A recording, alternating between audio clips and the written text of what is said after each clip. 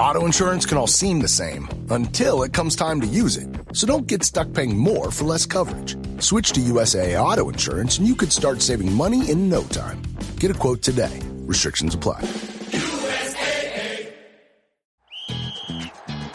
Hilton brings you new ways to stay. With experiences that let you capture the glory days.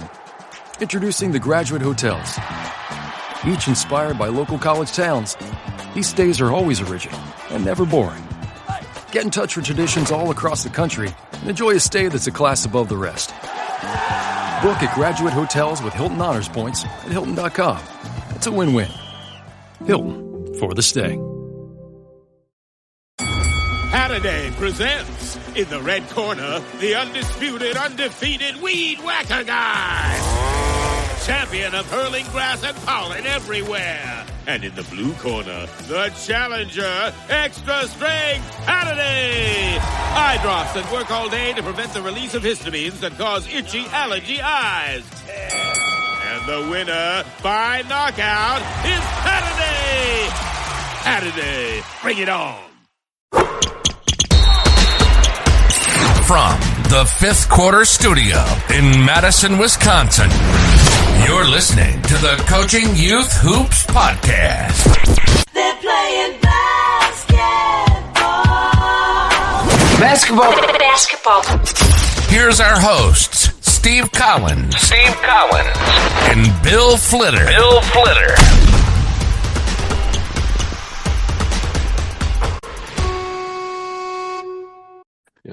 All right, welcome to Coaching Youth Hoops. Don't know what episode number, so I'm not even going to try. 2000. No, so we are doing this. This will be going up in February. I was just telling Bill's in up in the Northern California, and I'm looking out my window right now, and I see about 15 inches of snow. You do not. You didn't say it was that much. Oh, it was unbelievable. It was the end of the driveway. So people that don't live in where they get snow, the plow comes through and you get like this big icy bunch at the end, and it must have been 2 feet high.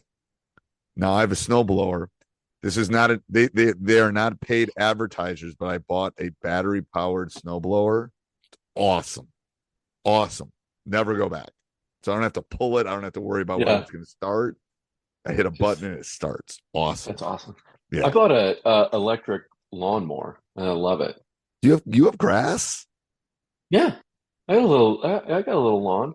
I actually reduced it this year. We've actually we had 2 sections, an upper and a lower section, and we did a new patio on the upper section with a fire pit and all of that. And so why wouldn't you do fake grass in California? Don't you have water? I mean, you don't have water issues this year, but most of the time you have water issues. Why wouldn't you buy? You know, a lot of people are putting in fake grass. I'm seeing it more and more, but does it look real? We're in we're in Northern California where, and it's not huge. Okay. Everything else is, it's not a huge lawn. Like how long would it take you to mow your lawn? Oh, if I'm trimming and mowing, 10 minutes. Yeah. Okay, it takes me an hour to mow my lawn. Yeah. No, I know. You got a huge lawn. So yeah, no. Ours is, we have a lot more the person who owned our house, she was she was a professional gardener. Okay. Before us, and she's just like amazing. Like you'll see stuff popping up like that I didn't even know was planted there, right? It's amazing what she did. So yeah, so we have a lot of that kind of landscaping, which does require some watering. But yeah. Anyway, so the moral of the story is you want to live in a warmer climate, people. So this is how it's all relating back to basketball. He knows where Beloit is. We were on a bus to Beloit. And I don't take yellow buses anymore. I'm too old. I only take coach buses. Fancy. Yeah. 15 years, 20 years. I haven't been on a yellow bus in 20 years. Refuse to get on a yellow bus. Anyway, we're going down and I turn to one of my coaches and I go, ooh, I could see myself walking it's like we had an afternoon game. So it's like, ooh, I could see myself on a beach in Florida walking the dogs right now. It's like we just start laughing because it was snowing, roads were horrible. And it's the middle of January. That's basketball season. That's what I miss. I hate to say that. And I know if I was with you and I'd be like, get me the heck out of here. But sitting in my warm seat in California, and this is the season. best part. I text my wife last night. This is again part of the coaching part. Not all the youth coaches will appreciate the text her. I say, hey, we're gonna be home. We won, blah, blah, blah. And my daughter was gone with her boyfriend. So it's like, oh, we gotta have a date night, blah, blah, blah. And then I get back to school, I get the kids situated, they all go off.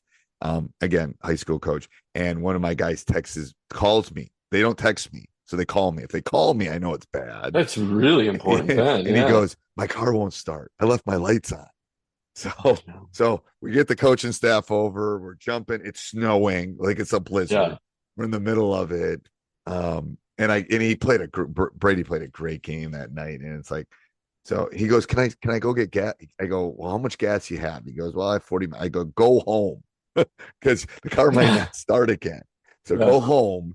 And then I'm going to text you to make sure you got home okay. But it was like, all right. Then the coaches, anyways, jump cars. It's like, all right, brown, black, red. And then you got to do it in reverse order. And it's like, we don't want to kill each other.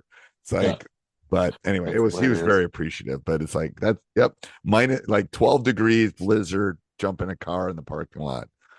And I texted my wife.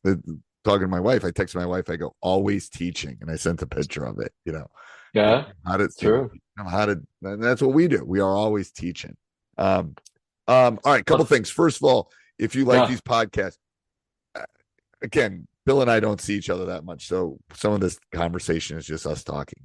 Hope you kind of appreciate that. But anyway, go leave a review, and also go over and check out our Facebook group. Just type in Coaching Youth Hoops, and it will pop right up. You'll see the blue logo there. And there's, I think, almost 2,300 people in there right now. And I was telling Coach here, the discussions are really good, and I think they'll be good all year round. I think if you're coaching now, you're probably going to be coaching for a couple years. So I think it's a useful thing to kind of join and see all the discussions that's kind of happening. A lot of smart coaches out there helping, so it's good. Okay. Yes, coach, and practice plans. I know we're getting near the end of the season, but for some, right? So we got the AAU leagues and the summer leagues starting up. So head over to basketballpracticeplans.com. Print out a full season of practice plans, offense, defense, everything you need to level up your team this season. So whatever season you're in, if you're around the globe and you're just starting, or if you're in the States and you're doing your club teams, you got everything there ready for you. And again, basketballpracticeplans.com. That was good. It's one of his businesses is leveling up. I like that. That was good. That was a good. Yeah. Did you like how you kind of just put that in? I teach hoops too. Anyway. Yeah. Throw it in. All right. So what's today's topic? Llévate más de lo que esperas todos los días con el nuevo McValue en McDonald's.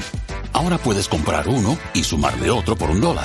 Así que cuando tu equipo favorito enfrenta a sus rivales, enfrenta tus antojos con $5 Meal Deals. Y si estás corriendo para alcanzar el desayuno, corre al app para llevarte ofertas antes del cutoff. Tú decides, y con McValue, tu decisión siempre rinde más. Precios y participación pueden variar. BOGO $1 válido para un producto de igual o menor valor. Debe estar registrado en Rewards para ofertas en el app. Ryan Reynolds here from Mint Mobile. I don't know if you knew this, but anyone can get the same premium wireless for $15 a month plan that I've been enjoying. It's not just for celebrities. So do like I did and have one of your assistants switch you to Mint Mobile today. I'm told it's super easy to do at mintmobile.com/switch. Upfront payment of $45 for 3-month plan, equivalent to $15 per month required. Intro rate first 3 months only, then full price plan options available. Taxes and fees extra. See full terms at mintmobile.com. We are going to talk about defining selfish players and how to deal with them as a coach. So what is selfishness? Subtle things, obvious things, and then the little things. And then how do you teach and how do you teach a player not to be selfish? This is a team sport, right? And it's hard. It's hard. We live in a selfish society in a lot of respects, a me society. Again, you and I were talking about this, but it's like, I think part of that discussion is like, there has to be, if anybody's watched the miniseries on HBO, Band of Brothers, great World War II one. It's great. World War II. It's about World War II. That's an older one, right? Yeah. It's, did Tom Hanks do that? Or I think, anyway, there's Band of Brothers. And anyway, it's very good. If you haven't watched it, you should watch it. It's really good. It's about World War II. Anyway, but it's a group of the 82nd Airborne or something, and they're kind of their journey through World War II and how they became a band of brothers. It's hard to be selfish when you have a connection. It's harder to worry about only you when you have a connection. It's part of the reason that I went on a 36-hour bus trip with my team to Florida and back, because I was building the band of brothers, and I can see it in my team right now. Anybody that doesn't know, we kind of had a flight, it got canceled. We ended up jumping on a bus, driving all the way to Southern Florida, coming back. Anyway, and it's helped my team, because it's harder to be selfish around people you love and people you're connected with. So that's the first thing, is if you can build a connection and hopefully they play together and they start learning their roles. That's the first thing I think is super important as far as it. And then part of it is when people is like putting that mirror in front of them and self-reflecting. And it's harder for a second grader than for an eighth grader to have some of that self-reflection, but the corrections can be easier in the elementary era. That's right. I think than it can be the older ones. Because let's before you dive into what are the markers, or what is it to be selfish? Like, what are you as a coach looking at a player? Let's talk about obvious and maybe not so obvious things, right? Selfish is, why did you take me out of the game? Why am I not playing? Right? Me. Why am I not getting more shots? Why am I not playing that many minutes? Why am I not? It's like me. It's me versus we. Yes. Yeah. Okay. So, and ball hog, right? That would be another one. Yes, which can happen very easily at the younger ages. That's right. When they're farther along developmentally. Yes. They're better dribblers. They've grown into their bodies faster. There's all of those things that can happen, which make it harder sometimes, because the standard deviation is much bigger from the best player to the next best player.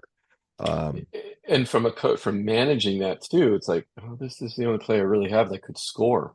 So why am I going to I going to encourage him to pass the ball to someone? Right. And I've had that before, and it's like, well, okay, you're going to score one, and then you're going to try to get someone else to score the next one. And then you're going to score the next one after that. Like, it's like, I've almost done like a tag team kind of thing, like, all right. That's smart.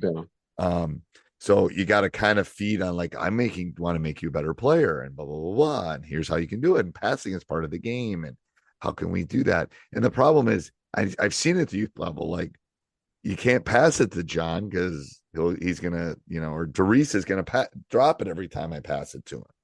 Right. Like, so how do you deal with that? Well, when you have one practice a week and blah, blah, blah, it is a difficult tightrope that you're walking.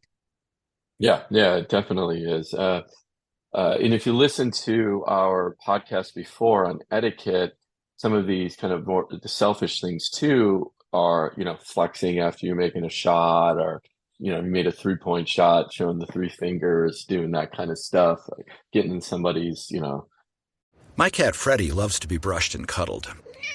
But stirring up his cat allergens meant sneezing and itchy eyes. Then I found Purina One Live Clear. It's cat food that reduced the major allergen and my suffering in as little as 21 days. Now, we feel closer than ever. If you have issues with cat allergens, you really need to try Purina One Live Clear. Try new Purina One Live Clear today. Purina One, a difference from day one. This episode is brought to you by Chevrolet. When you have 4 new tires, every drive feels fresh. Right now, buy 3 select tires and get 1 for just $1 during the Chevrolet Certified Service Fresh Start Tire event. Visit Chevrolet.com/service offers or see dealer for full details. At participating U.S. GM dealers only. Highest or equal value tire will be $1. Offer ends 5/31/2025. Not available with other offers.